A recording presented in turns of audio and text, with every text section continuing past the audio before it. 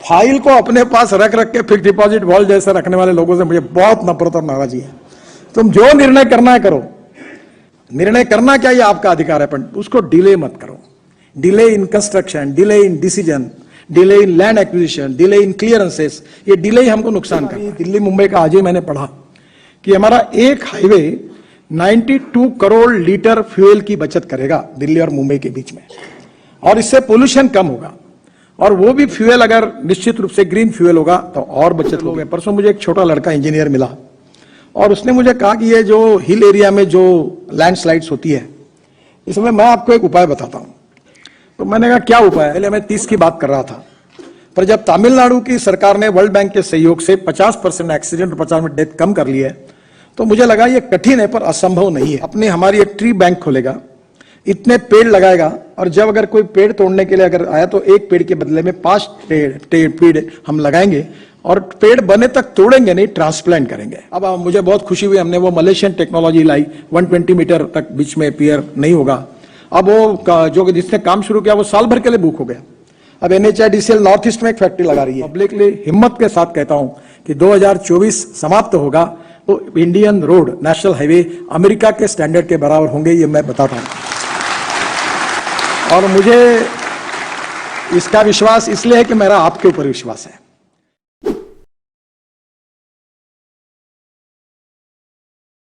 परसों मुझे एक छोटा लड़का इंजीनियर मिला और उसने मुझे कहा कि ये जो हिल एरिया में जो लैंडस्लाइड्स होती है, इसमें मैं आपको एक उपाय बताता हूं।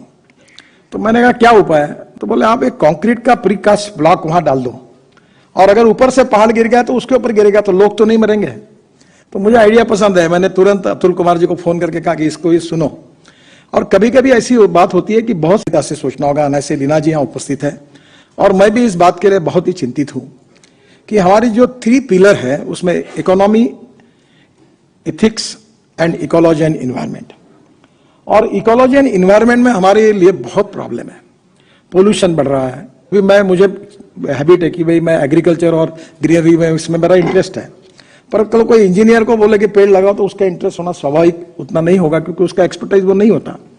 पर आने वाले समय में ये रोड जो है, जितने आपने PD है, RO है, ये रोड अच्छे बने, और इसमें मुझे एक लगता है कि आप इसमें ग्रीनरी के बारे में, प्लांटेशन के बारे में गंभीरता से ले।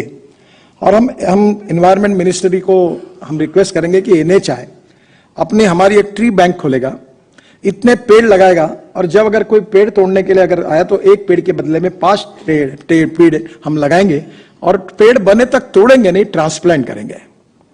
अब ट्रांसप्लांट करने वाले भी कॉन्ट्रैक्टर्स हम खड़े कर सकते हैं, और इसलिए स्वाभाविक रूप से हमें अब नए इसमें भी सोचना होगा, अन्यथा हमारे रोड के काम करने में बहुत दिक्कतें आएगी।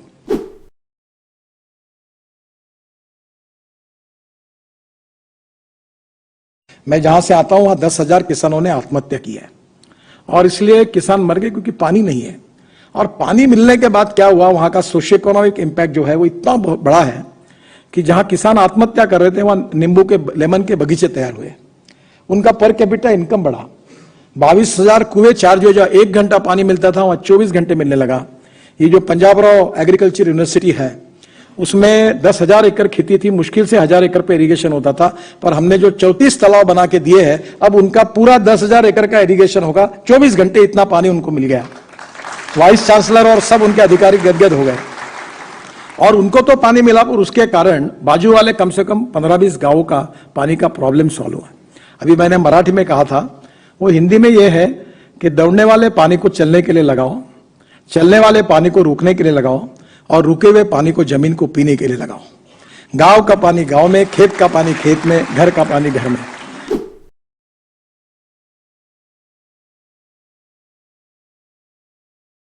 कि हमको गाड़ी मिल जाए।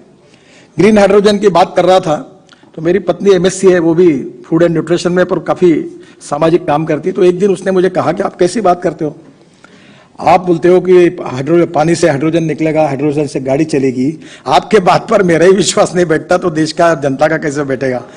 तो मैंने उसको कहा कि ठीक है। तो मैंने विक्रम किर्लोस्कर जो टोयोटा के चमको फोन किया, मुझे गाड़ी दो तुम्हारी। अब मेरे घर में वो गाड़ी है, वो हाइड्रोजन पे चलती है, और लोगों को विश्वास हो गया कि हाइड्रोजन ये फ्यूचर का फ्यूल है।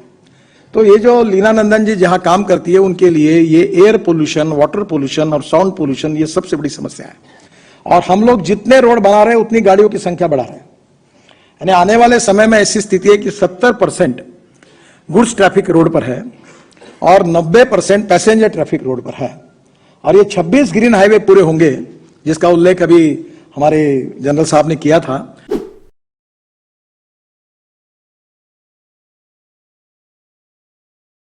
अभी दिल्ली मुंबई का आज ही मैंने पढ़ा कि हमारा एक हाईवे 92 करोड़ लीटर फ्यूल की बचत करेगा दिल्ली और मुंबई के बीच में, और इससे पोल्यूशन कम होगा। और वो भी फ्यूल अगर निश्चित रूप से ग्रीन फ्यूल होगा तो और बचत होगी। तो हमारे रोड के कारण हम देश को प्रदूषित कर रहे हैं, ये भी बात सच है। और इसलिए इकोलॉजी एंड एनवायरनमेंट के हिसाब से हम इस पोल्यूशन को कैसे कम करें, क्योंकि निश्चित रूप से ये भी हमारी जिम्मेदारी है। तो पेड़ भी लगाए, और स्पेसीज कुछ ऐसी है कि जो कार्बन डाइऑक्साइड ज्यादा लेती है। और इसलिए और आखिर में एक बात जो है जिसमें आप लोग अनुरोध मैं करूंगा, रोड एक्सीडेंट्स, रोड सेफ्टी। मैं आपको बताता हूं, हमारे एक एनजीओ है सेव लाइफ वाला, उनका प्रेजेंटेशन मैंने उत्तराखंड में देखा। उत्तराखंड में एक बस गिर गई और 26 लोग मर गए। और उन्होंने इतने मायनूट, कल मैं इंटेल के कार्यक्रम में था, वहां भी उन्होंने इतने कुछ लोगों ने, एनजीओ ने इतना बारकाई से स्टडी करते हैं कि मुझे ऐसा लगा कि अब इंजीनियर सिविल इंजीनियर्स ने, आईआईटी में पढ़े लिखे लोगों ने इसका एक बार अध्ययन करना चाहिए। हमारे कोई डीपीआर परफेक्ट नहीं होते हैं।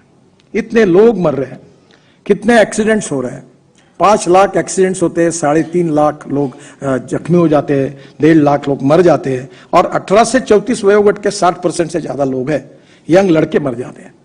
और इसलिए मैं आपको हाथ जोड़कर अनुरोध करूंगा, और मैं कन्विंस हूं कि इसमें 70-80% से 65% एक्सीडेंट्स राष्ट्रीय मान है। टोटल हमारे देश में 63 लाख किलोमीटर रोड लेंथ है, उसमें से स्टेट हाईवे और नेशनल हाईवे 5% है, और हमारा 3-3.5% है। और हमारे नेशनल हाईवे और इसमें जो है वो 60 to 65% एक्सीडेंट्स होते हैं। और इसका कारण छोटी छोटी बातों में हम लोग अगर और कॉशियस बने, सेंसिटिव बने, इसमें रोड इंजीनियरिंग के डिजाइनिंग में थोड़ी जिम्मेदारी लेकर काम करेंगे, तो ब्लैक स्पॉट तैयार ही नहीं होंगे। ब्लैक स्पॉट क्यों तैयार हो रहे हैं? नए रोड में तो होने का कारण ही नहीं है। तो मुझे आपसे अनुरोध करना है कि ये हमने तय किया कि 2024 समाप्त होने के पहले हम 50% डेथ और 50% एक्सीडेंट्स कम करेंगे। पहले मैं 30 की बात कर रहा था, पर जब तमिलनाडु की सरकार ने वर्ल्ड बैंक के सहयोग से 50% एक्सीडेंट और 50% डेथ कम कर लिए, तो मुझे लगा ये कठिन है पर असंभव नहीं है।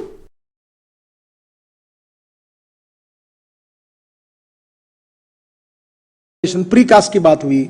अब मुझे बहुत खुशी हुई, हमने वो मलेशियन टेक्नोलॉजी लाई, 120 मीटर तक बीच में पियर नहीं होगा। अब वो जो जिसने काम शुरू किया वो साल भर के लिए बुक हो गया। अब NHIDCL नॉर्थ ईस्ट में एक फैक्ट्री लगा रही है।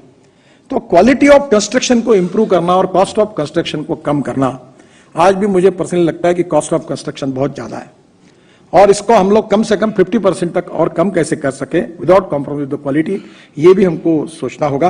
पब्लिकली हिम्मत के साथ कहता हूं कि 2024 समाप्त होगा तो Indian road, national highway America के स्टैंडर्ड के बराबर होंगे, ये मैं बताता हूं। और मुझे इसका विश्वास इसलिए है कि मेरा आपके ऊपर विश्वास है। मैं अक्सर लोगों को बताता हूं, I like people who can get the things done. File को अपने पास रख के फिक्स डिपॉजिट वॉल्ट जैसे रखने वाले लोगों से मुझे बहुत नफरत और नाराजगी है। तुम जो निर्णय करना है करो, निर्णय करना क्या ये आपका अधिकार है, पर उसको डिले मत करो। Delay in construction, delay in decision, delay in land acquisition, delay in clearances, ये डिले ही हमको नुकसान करता है।